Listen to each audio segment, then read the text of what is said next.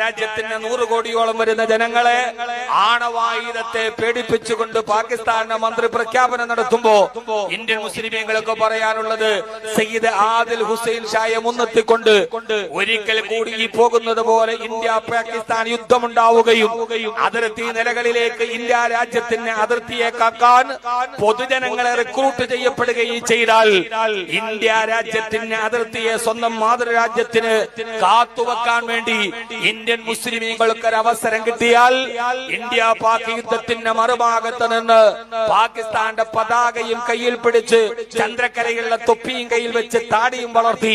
AK-47 തോക്കുമായി Pakistan പട്ടാളം കൂലു തക്ബീർ എന്ന് വിളിച്ചുകൊണ്ട് ഇന്ത്യയുടെ നേരെ ആക്രമണത്തിന് വന്നാൽ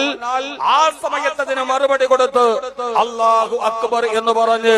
ഇന്ത്യയുടെ ത്രിവർണ്ണ പതാകയും പിടിച്ച് ഇന്ത്യയുടെ വസ്ത്രം ധരിച്ചുകൊണ്ട് അവർക്കെതിരെ നിറയൊടിച്ചു പോരാടാൻ ഒരു അവസരം കിട്ടിയാൽ ഇന്ത്യൻ മുസ്ലിമീങ്ങൾ അതിന് തയ്യാറാവുകയും അത് തങ്ങളുടെ രാജ്യത്തിന് വേണ്ടിയുള്ള ഒരു കടപ്പാടായി സ്വീകരിക്കുകയും ചെയ്യുന്ന മാനസികാവസ്ഥയാണ് ഇന്ത്യൻ മുസ്ലിമീങ്ങൾക്കുള്ളത്.